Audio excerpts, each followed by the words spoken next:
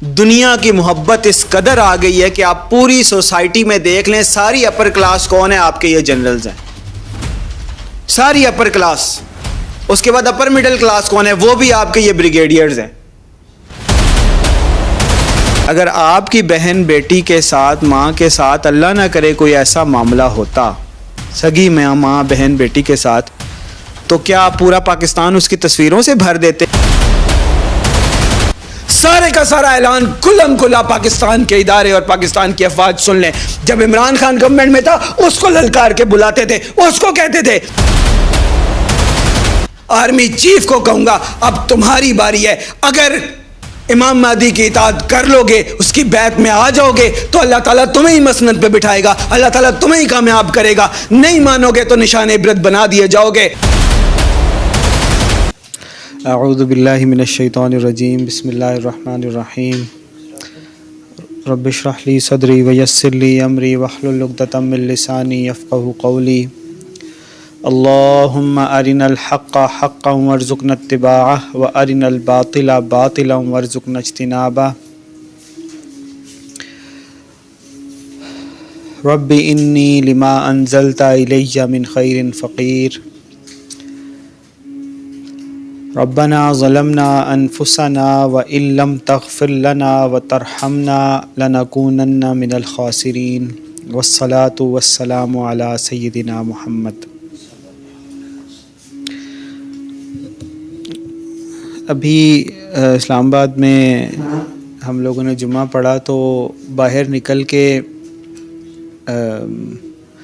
بہت بڑی سی تصویر لگی ہوئی تھی کسی مظلوم کی، اور ساتھ میں لکھا ہوا تھا کہ عالمی ادارے کشمیریوں کی حالت زار پہ کب غور کریں گے، کب توجہ دیں گے، اس طرح سے کچھ تھا۔ اور پھر وہاں سے لے کے یہاں تک تقریباً ہر کھمبے پہ ہی، تقریباً نہیں بلکہ ہر کھمبے پہ ہی کشمیری جو مسلمان ہیں ان کی عورتوں اور بچوں کی مظلومانہ شکلیں، تصاویر لگائی ہوئی تھیں، اور جو باقی کھمبے بچ گئے تھے ان کے اوپر نواز شریف کی۔ تو جیسا کہ ہمیں پتہ ہے کہ ہمارے جو ملک کی باغ ڈور ہے ایک عرصے سے اسٹیبلشمنٹ اور آرمی کے ہاتھ میں ہے۔ یہ انڈر کور مارشل لا ہے جو عمران خان کو، کوشش تو اللہ آپ کا بھلا کرے 17 میں آرمی کے جو اندر کی خبریں تھیں ان سے میں نے پہلے بھی کئی دفعہ ذکر کیا ہے، تو ان سے ڈسکشن کے دوران میں نا 2017-18 اس لگ بھگ میں یہ ڈسکشنز پہنچی تھی، پتہ چلی تھی ہمیں بھی کہ آرمی نے فیصلہ کر لیا ہے کہ یہاں پاکستان میں ایک چائنا کی طرز کا سسٹم لایا جائے گا، یعنی ون پارٹی ٹائپ کا کوئی سسٹم ہو، اور جس کا جو لیڈر ہے وہ چینج ہوتا رہے لیکن اصل کنٹرول ہے وہ آرمی کا، اسٹیبلشمنٹ کا ہو۔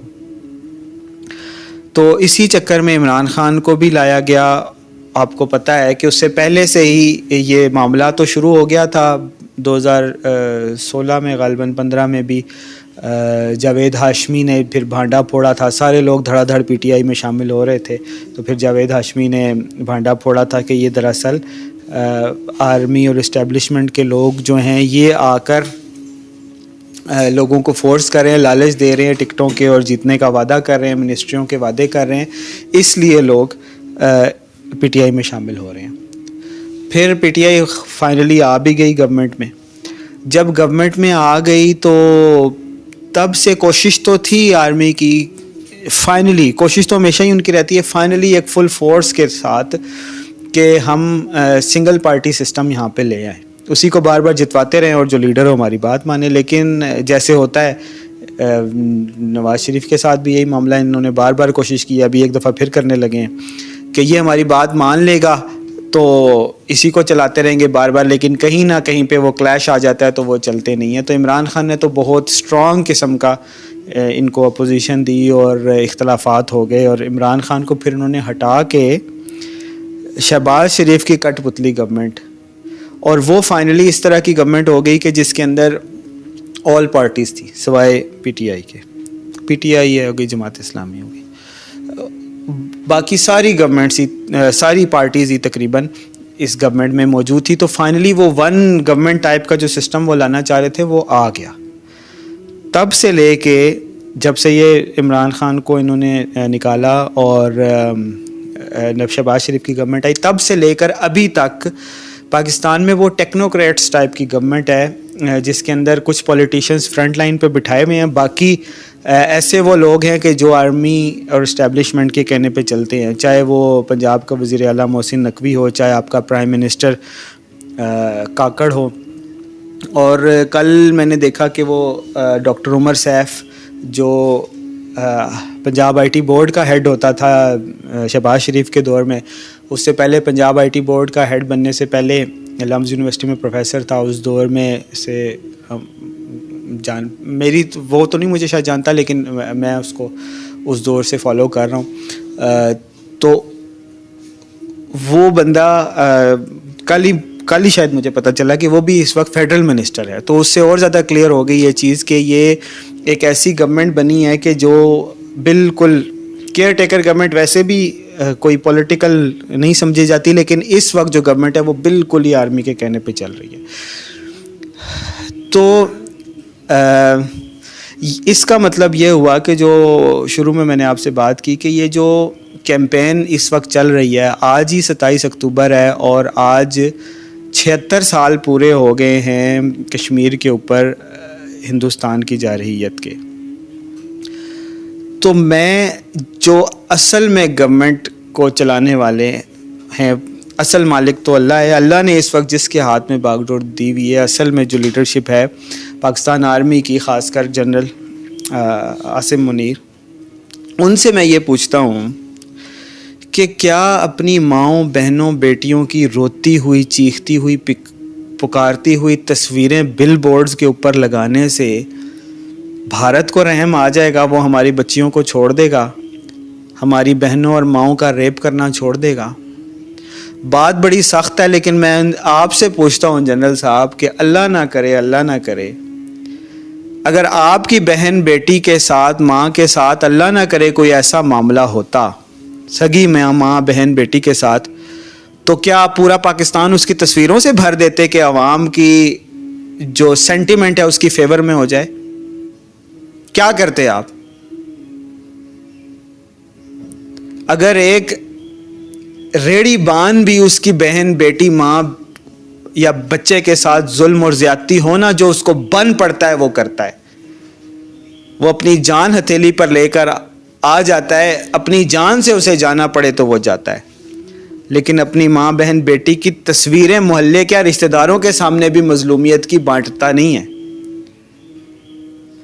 تو جنرل صاحب، آپ کو یہ لگتا ہے کہ یہ سینٹیمنٹ بلڈ کرنے سے اور عالمی اداروں کی منتیں کرنے سے اگر کشمیر آزاد ہو جائے گا تو یہ 76 سال سے آپ تجربہ کر رہے ہیں؟ آج جو لیڈر جس کو سارے لوگ کبھی لبرل اور جو ملا طبقہ ہے وہ کافر اور پتہ نہیں کیا کیا کہتے ہیں، وہ لیڈر بڑا یاد آتا ہے کہ جس نے انگریز جنرل کو حکم دیا تھا کہ جا کر کشمیر کو آزاد کراؤ، جس کے اوپر بھارتی فوجیں چڑھ دوڑی ہیں، تو اس نے انگریز جنرل نے انکار کر دیا تھا. تو پھر پاکستانی عوام سے، قبائلی لوگوں سے ریکویسٹ کی اور انہوں نے جا کر جو اس وقت آزاد کشمیر ہے وہ انہوں نے جا کر آزاد کروایا، اور الحمدللہ اسلحے سے، طاقت سے، جہاد سے جو کشمیر ہمارے پاس ہے وہ آزاد ہوا اور آج ہمارے پاس ہے. رسول اللہ صلی اللہ علیہ وسلم کی حدیث کا مفہوم ہے کہ ایک وقت آئے گا کہ دنیا کی قومیں تمہارے اوپر ایسے چڑھ دوڑیں گی جیسے بھوکا کھانے کے اوپر لپکتا ہے. تو صحابہ نے پوچھا یا رسول اللہ کیا اس وقت ہم کم ہوں گے تعداد میں؟ آپ نے فرمایا نہیں، تمہاری تعداد سمندر کی جھاگ کی طرح بہت زیادہ ہوگی، لیکن تمہیں ایک بیماری لگ چکی ہوگی، وہن کی بیماری.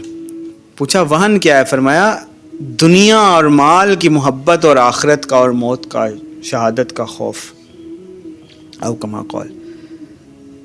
ہماری فوج اور اسٹیبلشمنٹ میں چاہے اچھا سینٹیمنٹ موجود ہے، لیکن جنرلی دنیا کی محبت اس قدر آ گئی ہے کہ آپ پوری سوسائٹی میں دیکھ لیں، ساری اپر کلاس کون ہے؟ آپ کے یہ جنرلز ہیں، ساری اپر کلاس. اس کے بعد اپر مڈل کلاس کون ہے؟ وہ بھی آپ کے یہ بریگیڈیئرز ہیں. اچھا لائف سٹائل آپ کو کہیں ملے گا تو یہ ان آفیسرز کے گھروں میں ملے گا.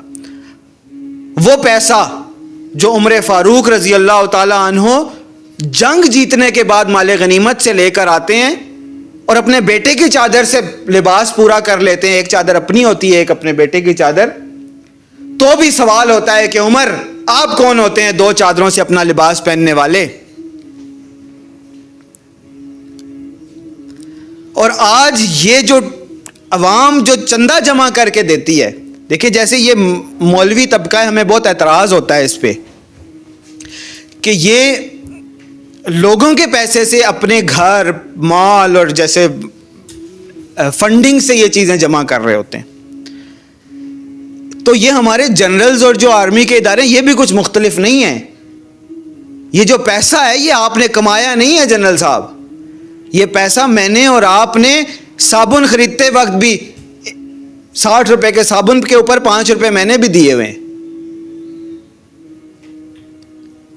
روٹی 25 روپے کی اس لیے ہو گئی ہے کیونکہ اس کے اندر 5-7 روپے ٹیکس آپ کو جاتا ہے. ٹھیک ہے اس میں سے روٹے بھی بنتے ہیں لیکن اسی میں سے پیسہ آپ کو بھی جاتا ہے. تو یہ ہماری آرمی کے اندر بھی وہ پرابلم پیدا ہو گئی ہے. وہ دنیا اور مال سے محبت، جو بھی جنرل ہے وہ اتنا پیسہ اس کے پاس ہوتا ہے، اتنا پیسہ ہوتا ہے کہ وہ یہاں ٹکتا ہی نہیں ہے، جا کے باہر بیٹھتا ہے. جنرل باجوہ کے اوپر سب کو اعتراض ہوا، آپ دیکھیں بعد میں بھی جا کر اب آپ کو وہ یہاں ملے گا ہی نہیں. تو جنرل صاحب میں آپ سے یہ پوچھتا ہوں کہ کیا بل بورڈز کے اوپر مظلوموں کی تصویریں لگانے سے کشمیر آزاد ہو جائے گا؟ نہیں. ہمیں قائد اعظم کے اس طریقے کو جاننا پڑے گا، اس کی یاد دہانی کرنی پڑے گی کہ جب قائد اعظم نے حکم دیا تھا کہ چڑھ دوڑو اس ہندوستان کے اوپر، تو چڑھ دوڑے تھے پاکستان کے عوام بھی حکومت کے کہنے کے اوپر اور حکومت کے حکم کے اوپر. اور یہ آدھا کشمیر جو ہمارے پاس آج ہے یہ ہم نے آزاد کروایا تھا. جب تک یہ ہمت اور جرت ہماری فوج کے اندر دوبارہ نہیں آئے گی تب تک یہ کشمیر آزاد ہونے والا نہیں ہے. یہ بل بورڈز کے اوپر تصویریں لگانے سے، اقوام متحدہ کے تلوے چاٹنے سے نہیں ہوگا. بڑا مشہور کسی کا مقولہ ہے، بڑا مجھے اچھا لگا، بچپن میں کہیں سنا تھا کہ کشمیر قرارداد مذمت سے نہیں، ہندو کی مرمت سے آزاد ہوگا. ہندو کی مرمت کا وقت آ گیا ہے. اور اگر جنرل صاحب یہ بات یاد رکھیں کہ اگر تم نہیں کرتے تو اللہ تعالیٰ کہتا ہے یستبدل قوما غیرکم، اللہ تعالیٰ تمہیں بدل دے گا اس قوم سے جو تمہارے جیسے نہیں ہوں گے. اللہ تعالیٰ کا جب بھی کوئی امر آتا ہے، اللہ تعالیٰ کا کوئی بھی حکم آتا ہے، اللہ تعالیٰ کا فیصلہ آتا ہے، اللہ تعالیٰ کا اشارہ آتا ہے، اس کا ماننے والا مومن ہوتا ہے، اس کا ماننے والا مسلمان ہوتا ہے، اس کو جھٹلانے والا کافر ہوتا ہے. اور اس کا کافر کا معاملہ کیا ہوتا ہے کہ تبت یدا ابی لہب وتب، جاؤ تمہارے ہاتھ ٹوٹے، جاؤ تمہارے جسموں میں کیڑے پڑے، جاؤ تباہ ہو جاؤ. اور جو مانتا ہے اس کا معاملہ کیا ہوتا ہے؟ رضی اللہ عنہم ورضوا عنہ، اللہ ان سے راضی ہوتا ہے، وہ اللہ سے راضی ہوتے ہیں. اگر رسول اللہ صلی اللہ علیہ وسلم نے صریحاً نہ بھی بتایا ہوتا کہ اللہ تعالیٰ میرے بیٹے کو اس مشرق کی سرزمین میں لا الہ الا اللہ کی سرزمین میں پیدا کرے گا، تو بھی لازم تھا، تو بھی فرض تھا کہ اللہ کا حکم آ گیا ہے، مانو، تسلیم کرو، ہاتھ پر بیعت کرو، کالے جھنڈوں کی فوجیں لے کر جاؤ، کشمیر کو آزاد کرو. اس کے بعد اس مشرق کی سرزمین سے نکلتے ہوئے پورے مشرق وسطیٰ اور زمین کے چپے چپے پہ، مشارق الارض پہ، مغارب الارض پہ اللہ تعالیٰ کا دین قائم کر دو. لیکن اس کے ٹاپ پہ رسول اللہ صلی اللہ علیہ وسلم نے اتنی سختی سے فرمایا فبایعوہ ولو حبا علی الثلج، فبایعوہ ولو حبا علی الثلج، فبایعوہ ولو حبا علی الثلج، کہ میرا بیٹا ہوگا، کسی کی جرت نہیں ہونی چاہیے کہ کوئی انکار کرے، کسی کی جرت نہیں ہونی چاہیے کہ کوئی سستی کرے، کسی کی جرت نہیں ہونی چاہیے کہ وہ آ جائے ظاہر ہو جائے کہ اپنے گھروں میں بیٹھے رہو، کسی جنرل کی جرت نہیں ہونی چاہیے کہ وہ بلا رہا ہو، کہہ رہا ہو کہ جی ایچ کیو کے اندر سے یہ بت اور مجسمے ختم کرو، وہ کہہ رہا ہو کہ پارلیمنٹ ہاؤس کے اندر سے قائد اعظم کی تصویر اتارو، وہ اعلان کر رہا ہو کہ کرنسی نوٹوں کے اندر بھی جو بلا وجہ کی تصاویر لگائی ہوئی ہیں ان کو ختم کرو، وہ بتا رہا ہو کہ شرک کے اڈے ختم کرو، پھر بھی کسی کی جرت نہیں ہونی چاہیے، کسی کی جرت نہیں ہونی چاہیے کہ وہ نہ مانے. اور یہ ہے کہ پھر بھی گھروں میں بیٹھے ہوئے ہیں، اور جو گھروں میں بیٹھے ہوئے ہیں ان کو اگر موت آنی ہوئی تو اللہ کا قرآن کہتا ہے کہ تمہارے گھروں کے اندر آ کے رہے گی، کوئی موت سے بچ نہیں سکتا. اگر اس موت سے بچنے کے لیے تم گھروں میں بیٹھے ہوئے ہو، جہاد کا اعلان نہیں کر رہے، مظلوموں کی مدد کے لیے نہیں جا رہے، امام مہدی کی نصرت کو نہیں جا رہے، تو اللہ تعالیٰ جانتا ہے کہ کیسے نشان عبرت بنانا ہے ایسے کافروں کو، ایسے انکار کرنے والوں کو. شرم آتی ہے ان بل بورڈز کے اوپر اپنی ماؤں بہنوں کی روتی ہوئی تصویروں کو دیکھ کر. ایک تو ہمیں زخم لگاتے ہو، پھر ہمیں وہی زخم چٹواتے ہو، پھر انہی کے اوپر نمک چھڑکتے ہو.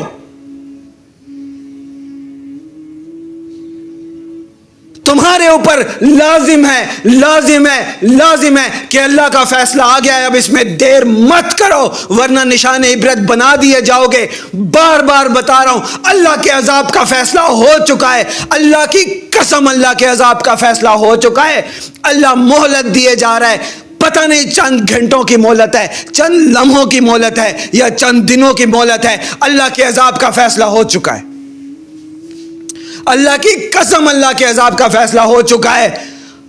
اور وہ لوگ جن کے اوپر اللہ کا قرآن اترا، جن کے حوالے اللہ تعالیٰ نے کعبۃ اللہ کیا، جن کے حوالے اللہ تعالیٰ نے روضہ رسول کیا،